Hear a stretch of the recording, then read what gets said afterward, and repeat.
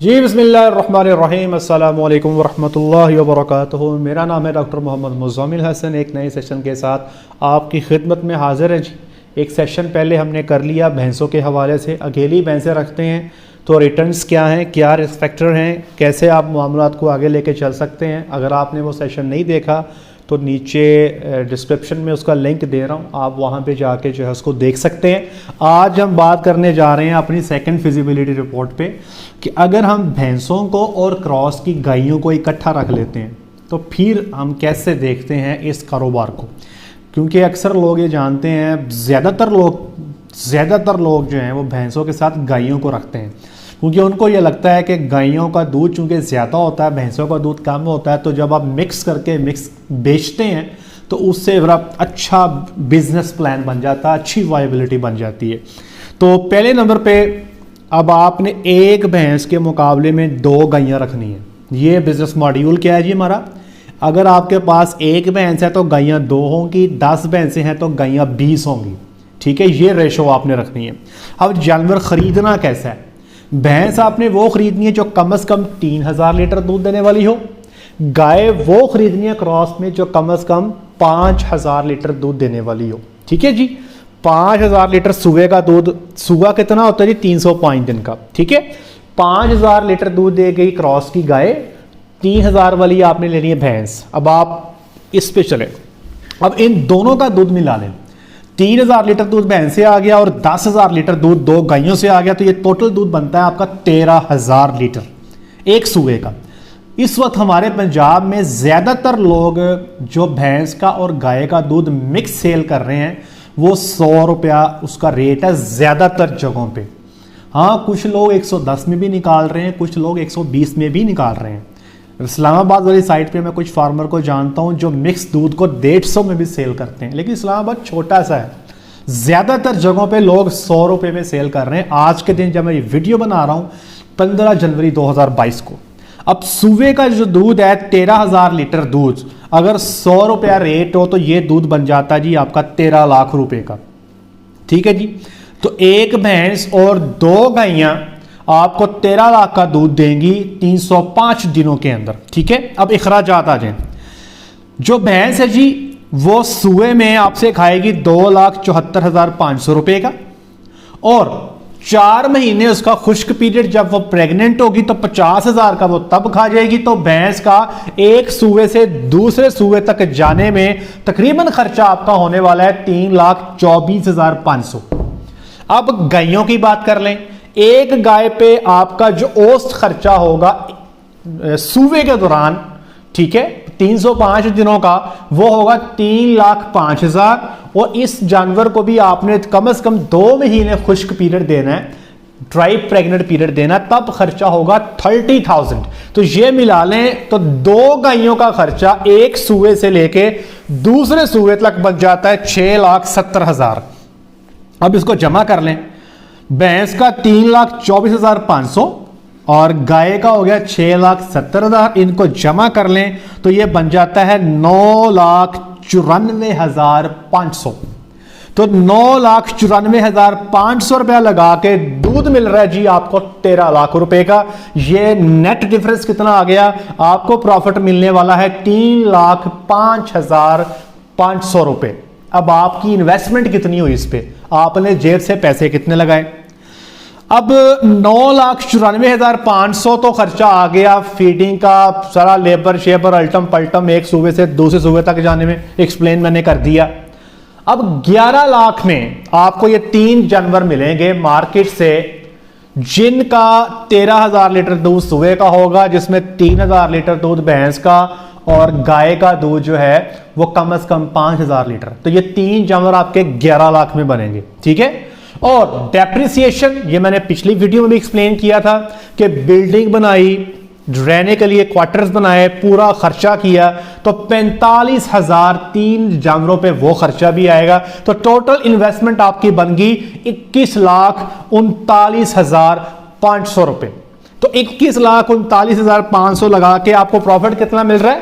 3,05,500। तो ये net profit बनता है 14.2%। आपने जितना इन्वेस्टमेंट की उसका 14.2% आपकी जेब में आ गया। अब एक तो ये हो गया। अब चले जाएं जी आगे बच्चे। अब यहां पे 4 तरह का सिनेरियो हो सकता है। अब आपने चूंकि 3 जानवर लिए, ठीक है, इसमें या तो सारे में हो सकता है कि सारे बच्चे हों, कट्टे हों, ठीक है, या सारी कटियां बच्चियां भी हो सकती हैं, या फिर 2 बच्चियां हो सकती हैं, एक कट्टा हो सकता है, या फिर 2 नर और 1 मादी हो सकती हैं। कुछ भी हो सकता है ना, आप लेकर आ रहे हैं मार्केट से, तो आपको तो नहीं पता। अच्छा, अब अगर तो तीनों ही आपके पास वच्छे आ जाते हैं, देखिए डेयरी फार्मिंग में हम समझा के थक गए कि भाई ये वच्छे ना रखें, ये आपको नुकसान करते हैं।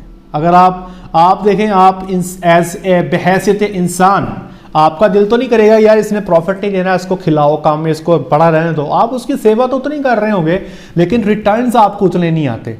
अगर तो तीनों ही बच्चे हैं, साल के बाद 3 लाख आपका उन पे खर्चा होगा, मार्केट वैल्यू होगी 2.5 लाख।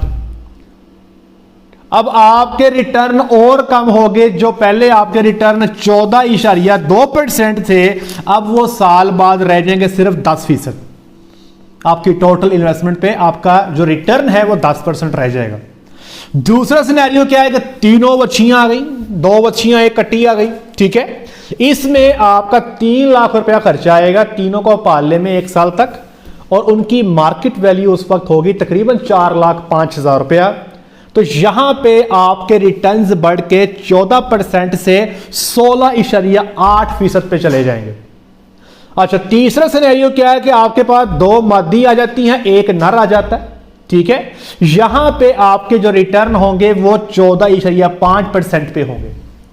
और चौथा सिनेरियो क्या है कि आपके पास 2 नर आ जाते हैं तो 1 मादी आ जाती है। इस सिनेरियो में आपका की जो रिटर्न है वो तकरीबन सेम रह जाएगी, जो कि 14% होगी। मतलब आप ये कह सकते हैं कि 10% से लेके 16.8% के बीच में आपको अपने पैसे लगाए हैं उस पर रिटर्न आ रहा होगा। अब रिस्क फैक्टर क्या है?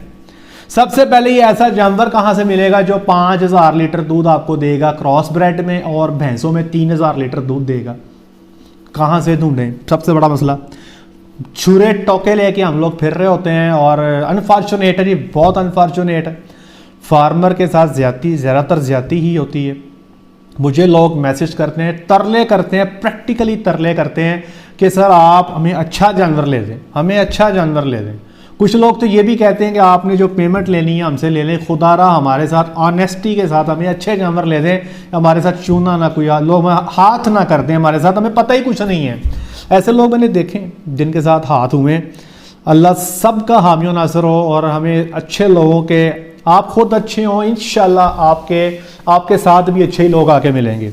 दूसरा प्रॉब्लम प्रेगनेंसी का। अब किस किताब में लिखा है कि ये भैंस एग्जैक्टली 10 महीने जब दूध दे लेगी तो बाद में ये 7 माह की प्रेग्नेंट होगी?